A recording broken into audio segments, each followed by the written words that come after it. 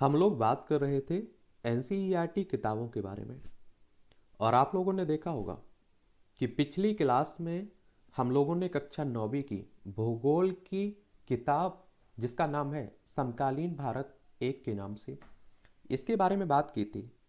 आज की इस क्लास में हम लोग जो भूगोल के लिए कक्षा 10वीं की किताब है, जिसका नाम है समकालीन भारत 2, और इसे आप लोग अपनी स्क्रीन पर भी देख रहे होंगे।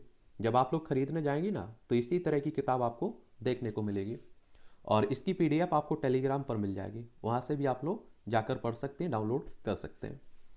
और सिविल सर्विस की तैयारी कर रहे हैं, स्टेट पीसीएस की तैयारी कर रहे हैं, तब आप जानते हैं कि एनसीईआरटी आपके एग्जाम के लिए कितनी महत्वपूर्ण है, आपकी तैयारी में कितना योगदान देते हैं। और मुझे लगता है कि एनसीईआरटी पढ़े बिना कुछ नहीं उखड़ने वाला है। तो समय रहते हुए आप लोग पढ़ लीजिएगा, आपका एक बेस मजबूत होगा। और कहते हैं ना कि एनसीईआरटी समझाती है आप लोगों को, एक एक शब्द की परिभाषा बताती है। तो ये पढ़िएगा आप लोग, और कक्षा 6वीं से लेकर 12वीं तक की आपको पढ़ना है। कौन कौन सी पढ़नी है उस पर हम लोग पिछली क्लासों में बात भी कर चुके हैं। और एक काम आप लोगों को जरूर करना है कि पहले आप लोग एक सब्जेक्ट को उठाइए, उसकी कक्षा 6वीं से लेकर 12वीं तक की किताबें खत्म करिए। ऐसा मत करिए कि आप लोग कक्षा 6वीं की सभी बुक्स पहले पढ़ लेते हैं, फिर 7वीं की, फिर 8वीं की। नहीं, ऐसे में आपका फ्लो बिगड़ जाएगा। और आपका बैकग्राउंड कुछ भी हो, अगर आप लोग एक सिरे से पढ़ते हैं, एक सब्जेक्ट उठाकर पूरा खत्म करते हैं, तो आपका बेस बड़ा मजबूत होगा, यकीन मानिए। और दूसरी बात आप लोगों को ये भी याद रखनी है कि पहली बार जब आप लोग एनसीईआरटी किताबें पढ़ रहे हैं, इस ट्रिक को आप लोग और भी किताबों पर लागू किया करिएगा। तो पहली बार में आपको नोट्स नहीं बनाना है, कुछ नहीं करना है।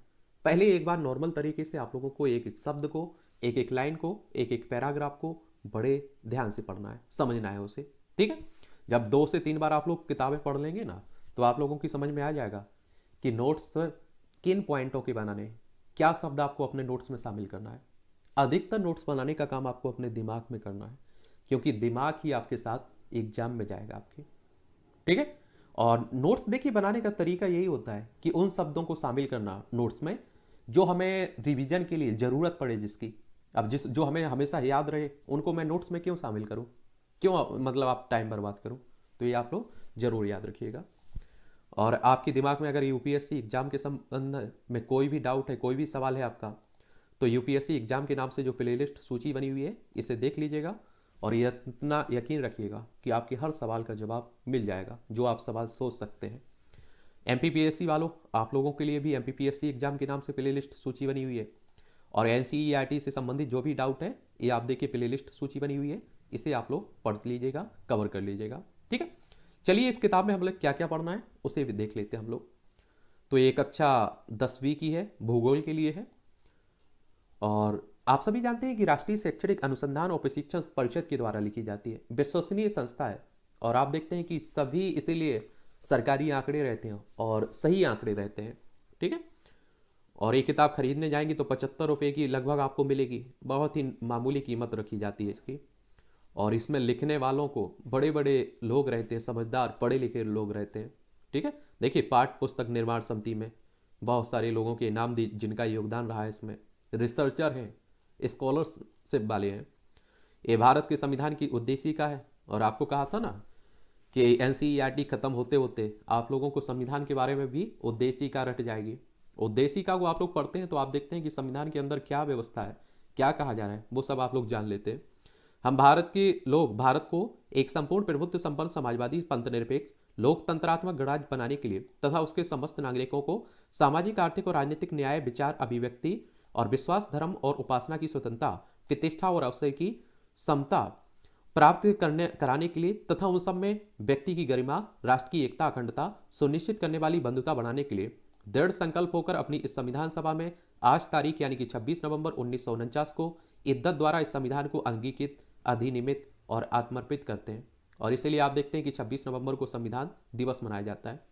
और आगे चलकर 26 जनवरी 1950 में पूरी तरह से संविधान लागू हो जाता है। एक 42वां संविधान संशोधन हुआ था और बड़ा आप देखिए एक संशोधन किया गया था, इसीलिए आप देखते हैं कि उसे मिनी कॉन्स्टिट्यूशन भी कहते हैं आप लोग। तो ये भी याद रखिएगा। और बाकी आप लोग क्या क्या पढ़ना है इसमें, क्या क्या पढ़ोगे, संसाधन एवं विकास के बारे में पढ़ोगे पहले अध्याय में। दूसरे में वन एवं वन्य जीव संसाधन के बारे में पढ़ोगे, जल संसाधन के बारे में पढ़ोगे, कृषि के बारे में पढ़ोगे, खनिज तथा ऊर्जा संसाधन के बारे में पढ़ोगे, विनिर्माण उद्योग के बारे में पढ़ोगे, राष्ट्रीय अर्थव्यवस्था की जीवन रेखाएं क्या है उनके बारे में पढ़ोगे। ठीक है, तो ये सब आप लोगों को देखने को इसमें मिलेगा। देखिए, भारतीय संविधान आप लोग पढ़ते हैं, भारत के संविधान के भाग 3 में आपको मौलिक अधिकार देखने को मिलते हैं। फिर आप देखते हैं भाग 4 में में आप लोगों को नागरिक के मूल कर्तव्य भी देखने को मिलते हैं। इसमें आप देखें 51 अनुच्छेद 51 का, और भारत के प्रत्येक नागरिक का यह कर्तव्य होगा कि वह संविधान का पालन करे, उसके आदर्शों, संस्थाओं, राष्ट्रध्वज, राष्ट्रगान का आदर करे, स्वतंत्रता के लिए हमारे राष्ट्रीय आंदोलन को प्रेरित करने वाले उच्च आदर्शों को हृदय में संजोए रखे, उनका पालन करे, भारत की संप्रभुता, एकता, अखंडता की रक्षा करे और उससे अक्षुण्ण बनाए रखे, देश की रक्षा करे और आह्वान किए जाने पर राष्ट्र की सेवा करे, भारत के सभी लोगों में समरसता और समान व्यक्तित्व की भावना का निर्माण करे, जो धर्म, भाषा और प्रदेश या वर्ग पर आधारित सभी भेदभावों से परे हो, ऐसी प्रथाओं का त्याग करे जो महिलाओं के सम्मान के विरुद्ध में हो, हमारी सामाजिक संस्कृति की गौरवशाली परंपरा का महत्व समझे, उसका परिरक्षण करे, प्राकृतिक पर्यावरण की जिसके अंतर्गत आप देखेंगे वन, झील, नदी और वन्य जीव है, रक्षा करे, उसका संवर्धन करे, प्राणी मात्र के प्रति दया भाव रखे, वैज्ञानिक दृष्टिकोण, मानववाद और ज्ञान अर्जन तथा सुधार की भावना का विकास करे, सार्वजनिक संपत्ति को सुरक्षित रखे और हिंसा से दूर रहे, व्यक्तिगत और सामूहिक गतिविधियों के सभी क्षेत्रों में उत्कर्ष की ओर बढ़ने का सतत प्रयास करे, जिससे राष्ट्र निरंतर बढ़ते हुए पर्यटन और उपलब्धि की नई ऊंचाइयों को छू सके। और यदि माता पिता या संरक्षक हैं तो 6 वर्ष से 14 वर्ष तक की आयु वाले अपने यथास्थिति बालक या पितृपाल को शिक्षा के अवसर भी प्रदान करें। ये आपके मौलिक कर्तव्य है। चलिए, इसका हम लोग पहला चैप्टर देख लेते हैं, एक ओवरव्यू देख लेते हैं। पढ़ेंगे आप लोग ही, मैं यहाँ पूरा चैप्टर नहीं पढ़ने वाला हूँ। अब आप लोग देखिए कि आप लोग स्पेशल बुक्स पढ़ेंगे ना भूगोल की, तब आप लोगों को संसाधन के बारे में वहाँ मालूम नहीं रहेगा कि आखिर संसाधन किसे कहते हैं। इसीलिए कहता हूँ कि यहाँ एक एक शब्द की परिभाषा दी गई है। हमारे पर्यावरण में उपलब्ध प्रत्येक वस्तु जो हमारी आवश्यकता को पूरा करने में प्रयुक्त की जा सकती है और जिसको बनाने के लिए प्रौद्योगिकी उपलब्ध है, जो आर्थिक रूप से संभाव्य और सांस्कृतिक रूप से मान्य है, एक संसाधन है। समझ रहे हैं आप लोग? तो ये भी याद रखिएगा। भौतिक, पर्यावरण, प्रकृति, मानव, प्रौद्योगिकी संस्थाएं, ये संसाधन देखिए प्राकृतिक, मानवीय, इन सबको आप लोग समझेंगे, बड़े ध्यान से पढ़िएगा। और मुझे नहीं लगता है कि कहीं कोई आपको ऐसा शब्द मिलेगा जिसे आप लोग नहीं समझ पाएंगे। एक एक शब्द आपको समझ में आएगा। ठीक है, चलिए, तो ये देखते रहिए आप लोग। और भंडार दुनिया भर की आप देखेंगे। सतत पोषणीय विकास, सतत पोषणीय आर्थिक विकास का मतलब होता है कि विकास की पर्यावरण को बिना नुकसान पहुंचाए और वर्तमान विकास की प्रक्रिया भविष्य की पीढ़ियों की आवश्यकता की अवहेलना ना करे। आप देखेंगे कि अगर हमारे पूर्वजों ने आज जैसा अगर काम किया होता तो आज हमारे पास पेड़ देखने के लिए ना होते। आज आप देखिए तेजी से विनाश किया जा रहा है पेड़ों का। तो री डी जेनेरो पृथ्वी सम्मेलन 1992 में हुआ था। ये जून 1992 में 100 से अधिक राष्ट्राध्यक्ष ब्राजील के शहर री डी जेनेरो में प्रथम अंतर्राष्ट्रीय पृथ्वी सम्मेलन में एकत्रित हुए थे। सम्मेलन का आयोजन विश्व स्तर पर उभरते पर्यावरण संरक्षण और सामाजिक आर्थिक विकास की समस्याओं का हल ढूंढने के लिए किया गया था।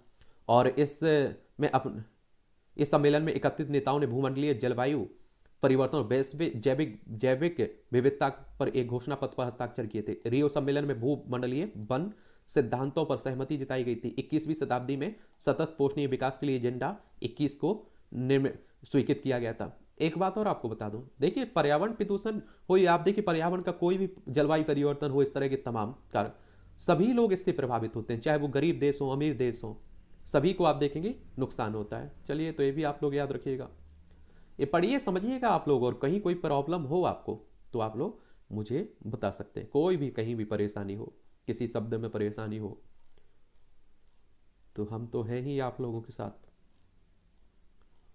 बाकी आप लोग जितने जल्दी हो सके एनसीईआरटी को ख़त्म करिए। क्या करिए? ख़त्म करिए। और भूगोल को तो आप लोगों को देखिए, भूगोल को मैप के सहारा लेकर ही पढ़िएगा, क्योंकि बिना मैप का सहारा लेकर कुछ नहीं उखड़ने वाला है। लंबे समय तक आपको याद भी रहेगा। ठीक है, और इस तरह से आप लोग देखेंगे चैप्टर खत्म होता है ना तो अभ्यास क्वेश्चंस दिए रहते हैं, तो इन्हें आप लोग देख सकते हैं।